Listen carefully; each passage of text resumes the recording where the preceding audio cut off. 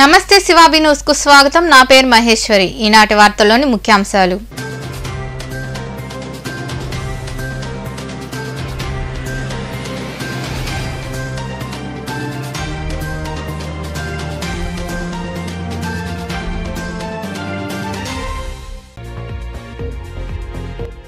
జగనన్న తోడు పథకం దేశానికే దిక్సూచి. తాడేపల్లిలోని క్యాంపు కార్యాలయంలో లబ్ధిదారులకు బటన్ నొక్కి నగదు జమ చేసిన అనంతరం మాట్లాడిన సీఎం జగన్మోహన్ రెడ్డి.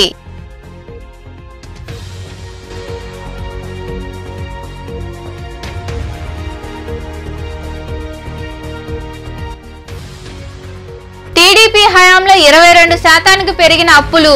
వైకాపా ప్రభుత్వంలో కేవలం 12% మాత్రమే అప్పులు పెరిగాయని వివరించిన మంత్రి బుగ్గన రాజేంద్రనాథ్ రెడ్డి.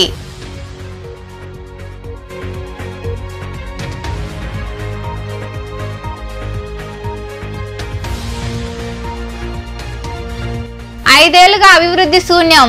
నెల్లూరు నగరంలోని 16వ డివిజన్లో జరిగిన బాబు షూరిటీ భవిష్యత్తుకు గ్యారంటీ కార్యక్రమంలో పాల్గొని ప్రజలతో మాట్లాడి సంక్షేమ పథకాల కరపత్రాలు అందజేసిన రమాదేవి.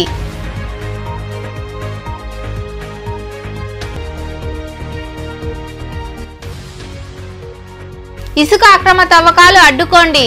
చిట్టమూరు మండలం మెట్టు గ్రామ సమీపంలోని స్వర్ణముఖి నది ఇసుక రీచ్ వద్ద నిరసన వ్యక్తం చేసిన పలు గ్రామాలకు చెందిన రైతులు.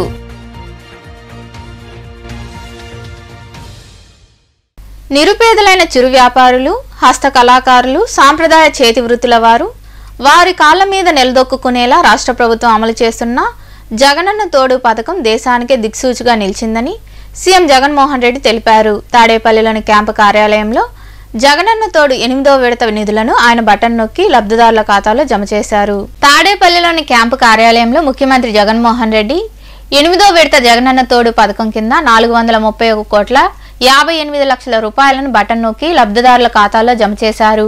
కార్యక్రమంలో లబ్ధిదారులకు చెక్కు అందజేశారు. ఈ సందర్భంగా సీఎం జగన్మోహన్ రెడ్డి మాట్లాడుతూ ఒక్కొక్కరికి ఏటా 10,000 రూపాయల రుణాన్ని 0 వడ్డీకి అందిస్తున్నామని, రుణాలు సకాలంలో చెల్లించిన వారికి ఏడాదికి మరో 1,000 రూపాయల చొప్పున జోడిస్తూ 13,000 రూపాయల వంతున వడ్డీ లేని రుణం అందిస్తున్నామని తెలిపారు. చిరు వ్యాపారులు అధిక వడ్డీల బారిన పడకుండా వారికి ప్రభుత్వం అండగా నిలుస్తుందన్నారు. ఇప్పటి వరకు జగనన్న తోడు ద్వారా 3,373 కోట్ల రూపాయల రుణాలు అందించామని ముఖ్యమంత్రి జగన్మోహన్ రెడ్డి వివరించారు. మరో 86,084 మంది చిరు వ్యాపారులకు ఈ రోజు మరో 86 కోట్ల రూపాయలు వడ్డీ లేని రుణంగా ఈ రోజు అందిస్తా ఉన్నాం. ఇదొకటే కాకుండా ఈ 86,000 మందితో పాటు గతంలో ఈ స్కీమ్ ద్వారా రుణాలు పొందిన 3,09,000 మంది చిరు వ్యాపారులకు 332 కోట్ల రూపాయలు రుణాలను రెన్యువల్ కూడా ఈ సందర్భంగా కూడా చేస్తా ఉన్నాం. అంటే మొత్తంగా ఈ రోజు ఈ కార్యక్రమం ద్వారా 418 కోట్ల రూపాయలు 3,95,000 మందికి ఈ రోజు మళ్ళీ వాళ్లకు రుణాలుగా, కొత్త రుణాలుగా వాళ్లకు ఈ కార్యక్రమం ద్వారా ఇస్తా ఉన్నాం. అంతేకాకుండా గతంలో జగనన్న తోడు స్కీమ్ పరిధిలో రుణాలు తీసుకుని కాలంలోనే రుణాలన్నీ కూడా చెల్లించిన ఆ 5,80,968 మంది లబ్ధిదారులకు వాళ్ళు సకాలంలో చెల్లించిన ఆ వడ్డీని 13,64 లక్షల రూపాయలను వడ్డీని కూడా తిరిగి మళ్ళీ వాళ్లకు మొత్తంగా ఈ రోజు కార్యక్రమం చూస్తే దాదాపుగా 430 కోట్ల రూపాయలు ఈ రోజు లబ్ధి చేకూరుస్తూ ఈ రోజు వివిధ వర్గాలకు అందజేసే కార్యక్రమం జరుగుతా ఉంది. ఇప్పటి వరకు లాస్ట్ 7 విడతల్లో ఒకసారి గమనించినట్లయితే ఈ జగనన్న తోడు పథకం అనేది ఏదైతే జరుగుతా ఉందో ఆ పథకంలో ఈ 7 విడతలే కాక ఈ 8వ విడత కూడా పరిగణలోకి తీసుకుంటే ఇప్పటి వరకు యూనిక్ బెనిఫిషరీస్ ఇప్పటి వరకు 16,73,576 మందిని ఈ రోజు ఈ కార్యక్రమంలో కూడా కలుపుకుంటే 16,73,576 మంది చిరు వ్యాపారులకు అక్షరాల 3,373 కోట్ల రూపాయలు వడ్డీ లేని రుణాల కింద వాళ్ళకి ఇవ్వడం, వాళ్ళ తరపున వాళ్ళు కట్టిన వడ్డీలు 88,33 లక్షలు మళ్ళీ వడ్డీలు మళ్ళీ వాళ్లకు తిరిగి వెనక్కి ఇవ్వడం. అడుగులు ఈ 4.5 సంవత్సరాల్లో పడ్డాయని చెప్పడానికి చాలా సంతోషపడ్డారు. టీడీపీ హయాంలో అప్పులు 22% పెరిగాయని, అదే వైకాపా ప్రభుత్వంలో 12% మాత్రమే పెరిగాయని ఆర్థిక శాఖ మంత్రి బుగ్గన రాజేంద్రనాథ్ రెడ్డి పేర్కొన్నారు. అమరావతిలో ఏర్పాటు చేసిన మీడియా సమావేశంలో ఆయన మాట్లాడుతూ ఏపీ ఆర్థిక పరిస్థితిపై ప్రతిపక్షాలు ఎల్లో మీడియా అసత్య ప్రచారం చేస్తున్నాయన్నారు. అప్పులపై నోటికి ఎంత వస్తే అంత మాట్లాడుతున్నారని, ఏ ఆధారంగా ఏపీ ఆర్థిక పరిస్థితిపై మాట్లాడుతున్నారని మంత్రి బుగ్గన ప్రశ్నించారు. RBI study of states budgets అనేసి 15 సంవత్సరాల డేటా అంతా కలిసి ఒక్కొక్కసారి స్టేట్ ఫైనాన్సెస్ అని చెప్పి ఒక డాక్యుమెంట్ రిలీజ్ చేస్తుంది ఆర్బీఐ ఎవరి నుంచి రిలీజ్ చేస్తుంది? ఇది ఆర్బీఐ రిలీజ్ చేసేది కంట్రోలర్ అండ్ ఆడిటర్ జనరల్ నుంచి వివిధ కేంద్ర ప్రభుత్వానికి కేంద్ర సంస్థలకు సంబంధించిన డేటా తీసుకొని ఈ బుక్ రిలీజ్ చేస్తుంది అనమాట. ఆ బుక్లో 15 సంవత్సరాల డేటా ఉంటుంది. ఆ డేటాలో మార్చి 2023 సంవత్సరానికి 4,28,715 కోట్లు 4,28,715 కోట్లనుంది. ఇది ఎప్పటికీ కంప్లీట్గా ఆంధ్రప్రదేశ్ అప్పు, ఈ ప్రభుత్వానికి కాదు, కంప్లీట్గా ఆంధ్రప్రదేశ్ అప్పు. దానికి గాను 31 మార్చి 2019కి 2,64,451 కోటి, అంటే ఈ ప్రభుత్వం ఏర్పాటయ్యే సమయానికి 2 నెలల ముందు 2,64,451 కోటి. అయితే తెలుగుదేశం ప్రభుత్వం మే వరకు ఉన్నింది కాబట్టి ఏప్రిల్ మేలో వాళ్ళు చేసిన అప్పు 7,346 కోట్లు.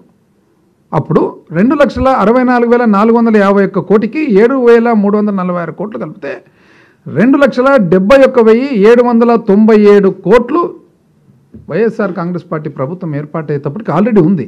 అప్పుడు యాక్చువల్గా అప్పు ఎంతండి? 4,28,715 కోట్లలో 2,71,000 కోట్లు తీయాల్సిన అవసరం ఉందా లేదా? ఎట్లా రాస్తారండి ఇవన్నీ? ఎంత అన్యాయంగా టీడీపీ టయానికి 2,71,797 కోట్లు ఏప్రిల్ మే కలుపుకొని. అదేవిధంగా ఒకవేళ మనము అప్పు పాత 2014-19 ఏ ప్రకారంగా పెరిగింది, 2019 నుంచి 4 సంవత్సరాలు ఏ ప్రకారంగా పెరిగిందని చూసినట్లయితే రాష్ట్ర విభజన జరిగినప్పటికీ 1,53,346 కోట్లు ఉన్నింది. అది 4,12,288 కోట్లు అయింది టీడీపీ ప్రభుత్వం దిగిపోయేటప్పటికి. అది ఈరోజు 6,38,217 కోట్లు ఉంది 4 సంవత్సరాలు వైసీపీ ప్రభుత్వంలో. వైకాపా పాలనలో అభివృద్ధి జరిగింది ఏమీ లేదని, నగరాన్ని అభివృద్ధి చేసింది నారాయణే అని మాజీ మంత్రి పొంగూరు నారాయణ సతీమణి రమాదేవి తెలిపారు. నెల్లూరులోని 16వ డివిజన్లో జరిగిన బాబు షూరిటీ భవిష్యత్తుకు గ్యారంటీ కార్యక్రమంలో ఆమె పాల్గొన్నారు. స్థానిక నాయకులు, ప్రజలు రమాదేవికి ఘన స్వాగతం పలికారు. స్థానిక నాయకులు, కార్యకర్తలతో కలిసి ఇంటింటికి వెళ్లి టీడీపీ అధికారంలోకి వస్తే చేపట్టే సంక్షేమ పథకాలు వివరిస్తూ కరపత్రాలు అందజేశారు. ఈ కార్యక్రమంలో టీడీపీ, జనసేన నాయకులు, కార్యకర్తలు తదితరులు పాల్గొన్నారు.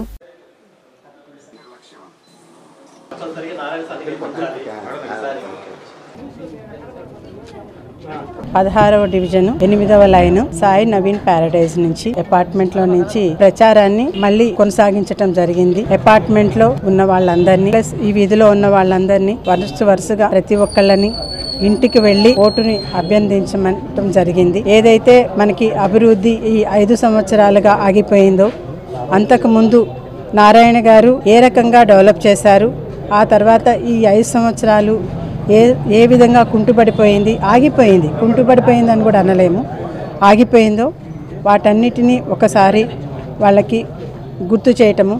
మేము గుర్తు చేసేదానికి ముందే వాళ్ళే మాకు, మేము చెప్పాలనుకుంది వాళ్ళే మాకు చెప్పి, ఏం లేదమ్మా మేమంతా డిసైడ్ అయిపోయినాము, మీరు వెళ్ళి రండి. ఒక ఇల్లు దీనికి 2 ఇళ్ళు ముందుది, ఒక ఇంటి లోపలికి వెళ్తుంటే ఎందుకమ్మా నేను బయట తీసుకున్నాను, ఇంకొక ఇంటికి వెళ్ళండి, ఇక్కడైతే అస్సలు అవసరమే లేదు, మీరు లోపలికి రానవసరం లేదు, చెప్పనవసరం లేదు, మేము డిసైడ్ అయిపోయాం కాబట్టి మీరు లోపలికి వచ్చే ఈ సమయాన్ని వేరే చోట మీరు ఉపయోగించుకోండి అని చెప్పి పాంప్లెట్ నేను తీసుకున్నాను కదా, నేను ఇక్కడ నేను చూసుకుంటాను అన్న భరోసా ఇచ్చి జనసేన తెలుగుదేశం కలిపి ఇద్దరు ప్రచారం చేయడం చాలా ఆనందదాయకంగా ఉంది. మేము ప్రతి గడపకి వెళ్తున్నా వాళ్ళు చెప్పే బాగా మాకు స్ఫూర్తినిస్తున్నాయి. ఈ నారాయణ గారు లాస్ట్ టైం 5 years బ్యాక్ చేసిన ప్రతి అభివృద్ధి అక్కడికక్కడికే ఆగిపోయింది. ఈ 5 years ఎటువంటి అభివృద్ధి లేదు. మనం నారాయణ సార్ని గెలిపించుకొని తర్వాత మనము మన అభివృద్ధి అనేది ఎలా ఉంటుందో చూడాలని. వైకాపా నాయకుల దాడిలో గాయపడ్డ వారికి టీడీపీ అండగా ఉంటుందని వెంకటగిరి మాజీ ఎమ్మెల్యే కురుగొండ్ల రామకృష్ణ తెలిపారు. డక్కిలి మండలంలోని దేవుని వెల్లంపల్లి గ్రామంలో 3 రోజుల క్రితం వైకాపా నాయకుల దాడిలో గాయపడ్డ వారిని ఆయన పరామర్శించారు. ఈ సందర్భంగా కురుగొండ్ల రామకృష్ణ మాట్లాడుతూ దాడి చేసిన వారిపై కఠిన చర్యలు తీసుకోవాలని డిమాండ్ చేశారు. ఈ సమావేశంలో పార్టీ నాయకులు కోటేశ్వర్ రెడ్డి, రామచంద్రయ్య, రాజేశ్వరరావు, కుమార్, శివప్రసాద్ రెడ్డి, వెంకటయ్య, శ్రీహరి తదితరులు పాల్గొన్నారు. ఈ ప్రభుత్వం ఏ విధంగా ఉందంటే ఎక్కడ చూసిన అరాచకాలు. గత ప్రభుత్వంలో ఇలాంటి ఆనవాయితీ లేదు. పల్లెల్లో కూడా అంతా అన్నదమ్ముల్లాగా బామర్దుల్లాగా అందరూ కూడా వరుసలు కలుపుకొని ఉండేవాళ్ళు. ఈరోజు కొత్తగా వచ్చినటువంటి విషయం కాదు అది. అది ఎప్పటి నుంచో మరి ఆ గోడ కింద ట్యాంక్ నీళ్ళే ఫుల్ అయితే బయటకు నీళ్ళు వస్తాయి, దాన్ని క్లియర్ చేసుకునేవాళ్ళు. అయితే ఈయన అడిగాడు, వాళ్ళు సమాధానం చెప్తున్నారు. సంబంధం లేనటువంటి మనిషి వచ్చి నీకేం సంబంధం కొట్టడంత దౌర్జన్యం దీన్ని బట్టి అర్థం అవుతాను. అంటే ఈ ప్రభుత్వాన్ని చూసుకొని ఏమి చేసినా చెల్లుబాటు అవుతాం అంటే వాళ్ళకి బలం తక్కువ ఉన్నా 2 ఇళ్ళు 3 ఇళ్ళు ఉన్నా వీళ్ళకి బలం ఉన్నా ప్రభుత్వాన్ని అండగా చూసుకొని ఈరోజు తలకాయలు పగలగొట్టి చంపుకొని దాకా వచ్చారంటే ఎంత ఎంత ఎంత అన్యాయం ఉందో అర్థమవుతా ఉంది. ఈ ఆనవాయితీ మా తెలుగుదేశం ప్రభుత్వాలు లేవు. ఇది మంచి పద్ధతి కాదు. ఈరోజు ఇట్లే ఉండవు, శాశ్వతం కాదు. మళ్ళా కూడా వాళ్ళు ఊర్లు గ్రామాలు ఉండాలి. ఎందుకంటే 2 ఇళ్ళు దాన్ని కూడా వాళ్ళు చూసుకోవాలి. మనం బలం ఎంత, మనం ఎంత, ముందు తప్పు చేసాం అనేదాన్ని కూడా ఆలోచించాలి. కాబట్టి మంచి పద్ధతి కాదు. ఇక్కడైనా మానుకోవాలి. తలకాయలు బాగుపడడం ఈరోజు కొత్తగా వచ్చిందేం కాదు. ఆ వాటర్ వచ్చేది, మళ్ళీ వాళ్ళు క్లీన్ చేసుకునేవాళ్ళు, చెప్పేవాళ్ళు. సరే వాటర్ వదిలినాయని ఒక ఆయన అడిగాడు, సంబంధం లేని కొట్టడం ఎందుకు కొట్టాలా అంటే ప్రభుత్వం చూసుకొని దౌర్జన్యం చేయడం కదా. పొలం తెలుగుదేశం ప్రభుత్వం కాపాడేది 20-30 సంవత్సరాల నుంచి కూడా అది దేవస్థానం పొలం అని చెప్పని కాపాడుతూ వచ్చాను. దాన్ని కూడా రాళ్ళు వేసుకొని అంటే ఈ గ్రామంలో అందరూ అవతల పార్టీ వాళ్ళు కూడా ఇది మంచి పద్ధతి కాదని చెప్పని కుసకుసలాడుతున్నా వాళ్ళకి వినిపించాల. ఏ కాడికి దౌర్జన్యంగా తీసుకోవాలనే కాన్సెప్ట్తోనే వాళ్ళు ఉన్నారు. అయితే అది శాశ్వతం కాదు. రేపు ప్రభుత్వం వచ్చిన తర్వాత మొట్టమొదటి చేసే పని చేస్తామని చెప్పి తెలియజేస్తాం. ఎక్కడైతే రాళ్ళు వేసారో రాళ్ళు పీకేసి మళ్ళా కాంపౌండ్ పెట్టిస్తాం. నిబంధనలకు విరుద్ధంగా ఇసుక అక్రమ తవ్వకాలు జరుగుతున్నాయని, దీంతో రైతులకు ఇబ్బంది తప్పవని గ్రామస్తులు పేర్కొన్నారు. చిట్టమూరు మండలంలోని మెట్టు గ్రామ సమీపంలో ఉన్న స్వర్ణముఖి నది వద్ద జరుగుతున్న అక్రమ తవ్వకాలను రైతులు, స్థానిక ప్రజలు అడ్డుకుని నిరసన తెలిపారు. చిట్టమూరు మండలంలోని మెట్టు గ్రామ సమీపంలో ఉన్న స్వర్ణముఖి ఇసుక రీచ్ వద్ద మెట్టు, గుణపాడు, గుణపాటిపాలెం, రుద్రవర గ్రామాలకు చెందిన రైతులు, ప్రజలు నిరసన వ్యక్తం చేశారు. ఇసుక అక్రమ తవ్వకాలు వద్దంటూ నినాదాలు చేశారు. అధికారులు మౌనంగా ఉండడంపై వారు మండిపడ్డారు. అనంతరం పలువురు రైతులు మాట్లాడుతూ కోట, వాకాడు, చిట్టమూరు మండలాల్లో రైతుల సంక్షేమం కోసం స్వర్ణముఖి నదిలో పేరుకుపోయిన ఇసుక పూడిక తీసి నదిలో నీటి నిల్వ సామర్థ్యం పెంచాలనే ఉద్దేశంతో ప్రభుత్వం కాంట్రాక్టర్లకు అప్పగించిందన్నారు. అయితే కాంట్రాక్టర్లు ఇచ్చిన గడువు ముగిసినప్పటికీ ఇంకా తవ్వకాలు చేస్తున్నారని మండిపడ్డారు. సుమారు 50 ఎకరాల్లో తవ్వకాలు జరిపి అవినీతికి పాల్పడ్డారన్నారు. ఇకనైనా ఉన్నతాధికారులు స్పందించి ఇసుక అక్రమ తవ్వకాలు అడ్డుకోవాలని వారు డిమాండ్ చేశారు. మేము మెట్టు, గుణపాడు, గుణపాటిపాలెం, రుద్రవరం, గూడల గ్రామ రైతులు అందరం వ్యవసాయం చేసుకుని బ్రతికేవాళ్ళము. మేము ఈ స్వర్ణముఖిలో ఉంటే నదీ జలాలతోనే ఫిల్టర్ పాయింట్లో కావచ్చు వాటిలో బతుకుతుంటాం వ్యవసాయం చేసి. ముఖ్యమైన విషయం ఏంటంటే ఈ మధ్య అధికారులు డిఎల్ఎస్సి మీటింగ్ కండక్ట్ చేసి స్వర్ణముఖి బ్యారేజ్లో అయితేమి, స్వర్ణముఖి నదిలో అయితేమి నీటి నిల్వలు పెంచడం కోసం సదుద్దేశంతో డిఎల్ఎస్సి మీటింగ్ కండక్ట్ చేశారు.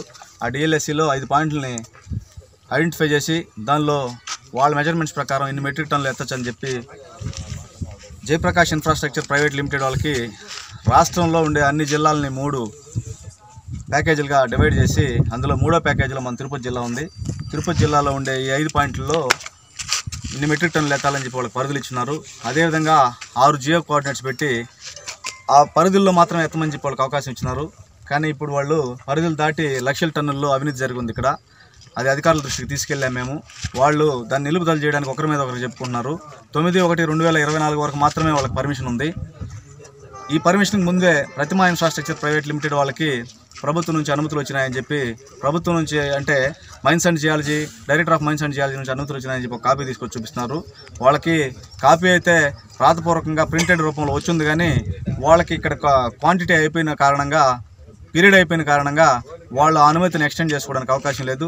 ఒకవేళ వాళ్ళ అనుమతి రావాలంటే డిఎల్ఎస్సి మీటింగ్ కండక్ట్ చేసి ఇరిగేషన్ డిపార్ట్మెంట్ వారి రికమెండేషన్తో ఇక్కడ డీసీల్ చేయడానికి అవకాశం ఉందని రికమెండేషన్స్ ఉంటే మాత్రమే వాళ్ళకి అనుమతి ఇవ్వడానికి అవకాశం ఉంది. కాబట్టి అలాంటి రికమెండేషన్స్ లేవు. అదిగాక స్వర్ణముఖి ఇప్పటికే దారుణంగా కనీసం గడ్డి మొలిచే పరిస్థితి మీరు విజువల్స్ తీసుకుంటే అర్థమవుతుంది. గడ్డి మొలిచే పరిస్థితి తీసుకొచ్చున్నారు. లక్షల టన్నుల్లో అక్రమ తవ్వకాలు జరుగున్నాయి. అందువల్ల రైతులు అందరము ఉన్నతాధికారుల దృష్టికి తీసుకెళ్ళాము. ఈ ట్యాంక్ మీద ఎవరికైతే అధికారం ఉందో ఆ అధికారి ఇరిగేషన్ ఈ గారు మైన్స్ డీడీ గారికి రాశారు. మైన్స్ డీడీ గారు ఇరిగేషన్ ఈ గారి మీద చెప్తున్నారు. మా దగ్గర వాళ్ళు ఇచ్చిన కాపీస్ కూడా ఉన్నాయి. Take necessary action in this records అని చెప్పి కలెక్టర్ గారికి కూడా కాపీ పెట్టున్నారు. ఇప్పుడు మేము కోరుకునేది ఏంటంటే, సదుద్దేశంతో తీసుకొచ్చిన కార్యాన్ని దురుద్దేశపూర్వకంగా కాంట్రాక్టర్లు తప్పుదారి పట్టిస్తున్నారు. మేమందరం కూడా వైఎస్ఆర్ పార్టీకి సంబంధించిన నాయకులము, రైతులము. ఇక్కడ వైఎస్ఆర్ ప్రభుత్వం రైతు పక్షపాత ప్రభుత్వం. వైఎస్ఆర్ ప్రభుత్వం సంక్షేమ పథకాలు ఎన్ని ప్రవేశపెట్టిందో రాష్ట్రంలో మీకు అందరికీ తెలుసు, కానీ కాంట్రాక్టర్లు దీన్ని తప్పుదారి పట్టిస్తున్నారు. ఈ విషయాన్ని మేము పై నాయకుల దృష్టికి కూడా తీసుకెళ్తాము. ఇప్పుడు దాకా తీసుకెళ్లలేదు. తెలియక ఇటువంటి చర్యలు జరుగుతున్నాయని మేము భావిస్తున్నాము. తెలిస్తే ఎట్టి పరిస్థితుల్లో మా జగన్మోహన్ రెడ్డి గారి ప్రభుత్వము ఈ చర్యలకి సహకరించదు. ప్రధాని మోదీ నాయకత్వంలో కేంద్ర ప్రభుత్వం మంజూరు చేసిన సంక్షేమ పథకాలను పేదలు సద్వినియోగం చేసుకోవాలని బీజేపీ మండల అధ్యక్షుడు వరప్రసాద్ కోరారు.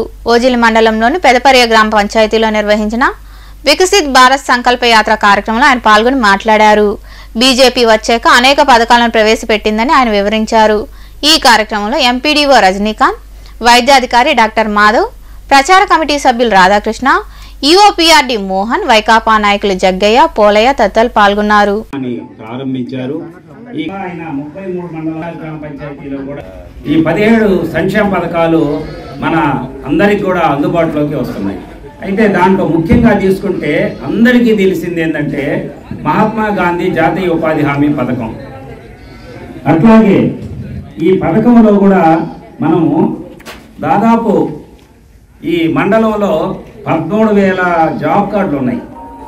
వాటిలో యాక్టివ్ జాబ్ కార్డులు 8,500 ఉన్నాయి. దానికి మనకి దాదాపు 150 రకాల పనులకి మనం గ్రామ పంచాయతీల్లో రెజల్యూషన్ తీసుకుంటాం గ్రామ సభలు పెట్టి.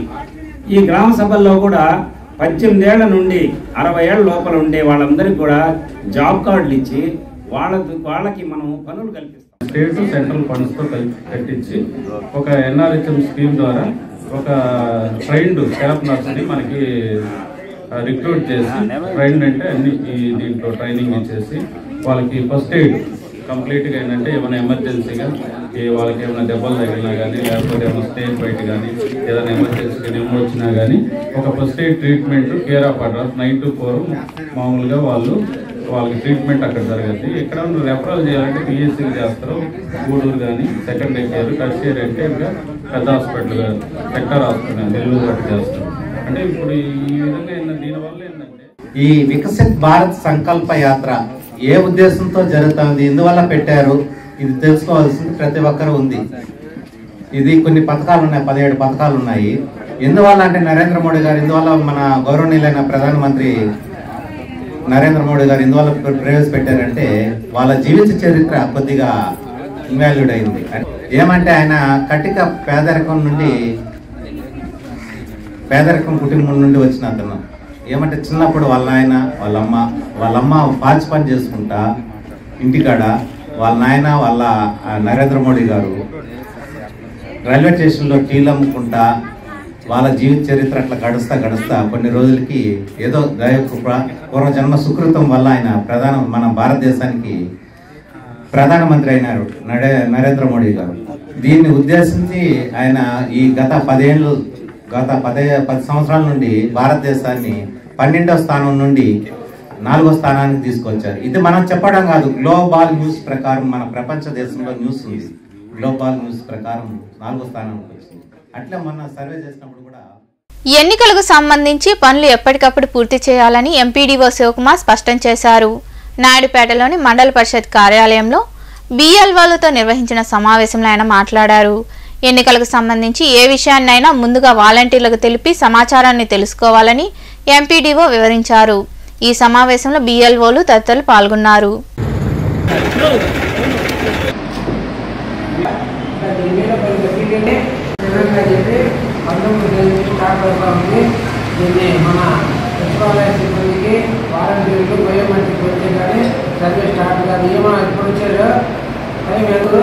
వాలంటీర్లు సచివాలయ సిబ్బంది ఏంటంటే వాళ్ళు బయోమెట్రిక్ పెట్టండి సర్వే పూర్తి కాదు. ప్రతి ఇంటికి వెళ్ళాలా, ఇంటి వివరాలు తీసుకోవాలా, మళ్ళీ కుటుంబ సభ్యులు ఒక్కొక్కరి వివరాలు తీసుకోవాలా. టైం పడుతుంది, ఒక ఇంటికి 5-10 నిమిషాలు. పార్షియల్ సర్వే అయితే పార్షియల్ సర్వేలు వస్తాయి, కంప్లీట్ అయితే కంప్లీట్లు వస్తాయి. మనకి ఇచ్చిన టైము 19 నుంచి 28 వరకు. ఆ పీరియడ్లో 8 ప్లస్ 28 దాకా వెయిట్ చేయకూడదు. జిల్లాధికారులు ఏమంటే చివరి దాకా ఒప్పుకోదు. 24-25 అయిపోలే, ఎంత అయిపోయి కదా, ఒక జిల్లాలో అయిపోయింది, ఈ జిల్లాలో ఎందుకు పెండింగ్ ఉంది, ఏం చేస్తున్నారు మీరు సరిగ్గా చేయడం లేదు, ఎక్స్ట్రా అవర్స్ చేయండి, 7 గంటలకే పోండి, రాత్రి 10 దాకా చేయండి అంటారు. కాబట్టి వాలంటీర్లకు చెప్పేసి మీరు బ్యాంకుగా తప్పనిసరిగా వాళ్ళకి ఉండాల్సిందే డ్యూటీలు. కంపెనీ పోతే కుదరదు చెప్పండి. వాళ్ళకి ఇచ్చిన పని ముందుకొని పోవాలంటే తర్వాత అది మనకి వర్క్ డిస్టర్బ్ కాకుండా ఉండాలి. సచివాలయ సహకారం కంపల్సరీగా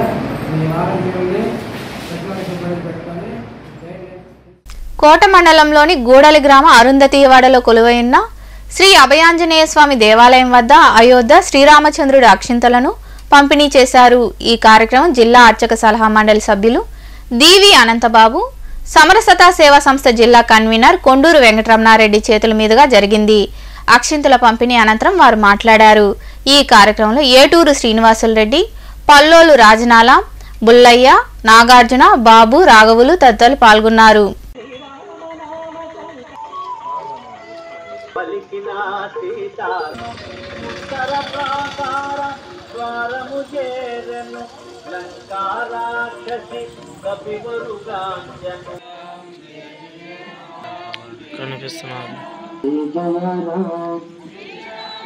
కుటుంబంలో కూడా తీసుకున్న అక్షంతల్ని దేవుని మందిరంలో పెట్టి ప్రతిరోజు రాత్రి కూడా శ్రీరామ జయరామ జయ జయరామ అని 11 సార్లు ఇంటి అయ్యపాలు కూడా నామం చెప్పుకోవాలి. చివరి రోజు 5 దీపాలు నడుచుకుని 22వ తారీఖున విగ్రహ ప్రతిష్ట అయిన తర్వాత ఆ రోజు రాత్రి మనం దీపావళి పండుగ ఏ విధంగా చేసుకుంటామో ఆ రోజు మన ఇంటి అయ్యపాలు దీపాలు వెలిగించుకొని సంతోషంగా ఆనందంగా రామనామ జపం చేయాలి.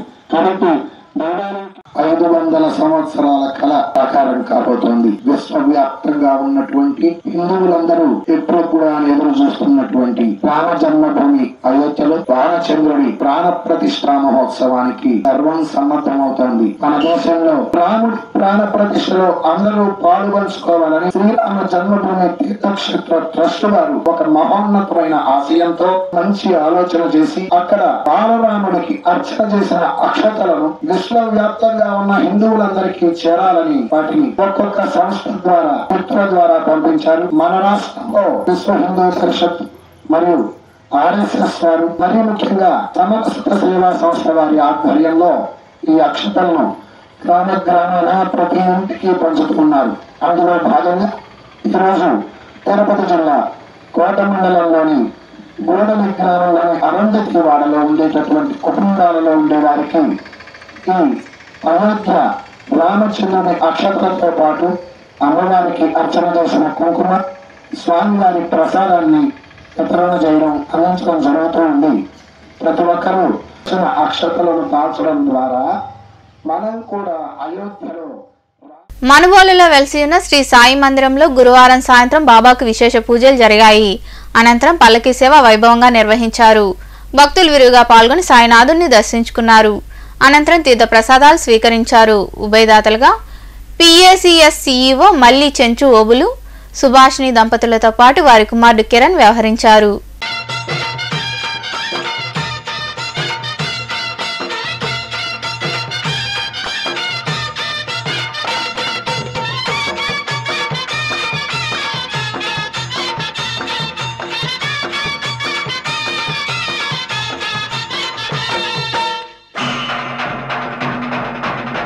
సాయి పాదుకలు ఎదపై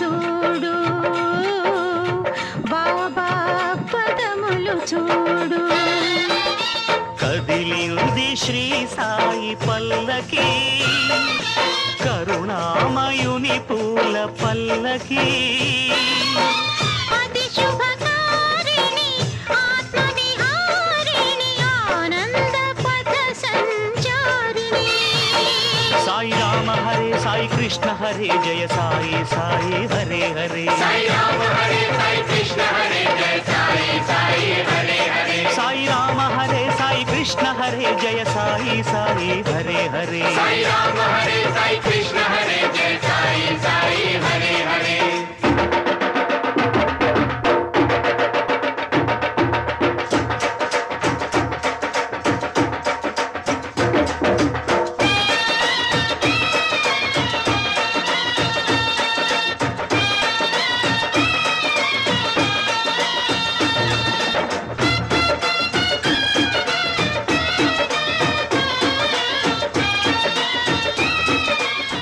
వార్తలు ముగించే ముందు ముఖ్యాంశాలు మరోసారి.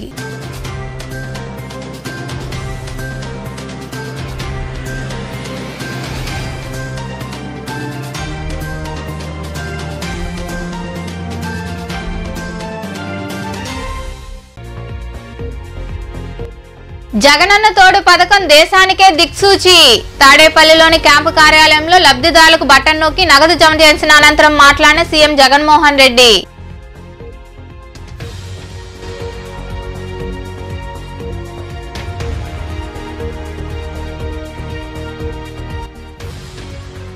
టీడీపీ హయాంలో 22% పెరిగిన అప్పులు. వైకాపా ప్రభుత్వంలో కేవలం 12% మాత్రమే అప్పులు పెరిగాయని వివరించిన మంత్రి బుగ్గన రాజేంద్రనాథ్ రెడ్డి.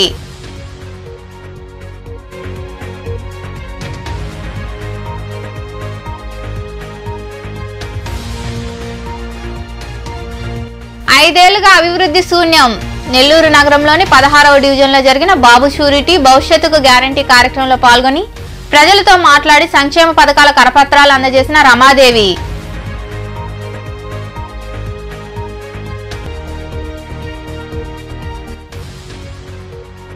ఇసుక అక్రమ తవ్వకాలు అడ్డుకోండి.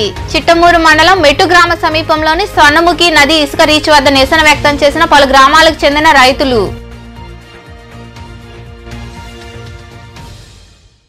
ఈ వార్తలు ఇంతటితో సమాప్తం. తిరిగి ప్రసారమయ్యే శివాబి న్యూస్ లో మళ్ళీ కలుద్దాం. అంతవరకు సెలవు. నమస్తే.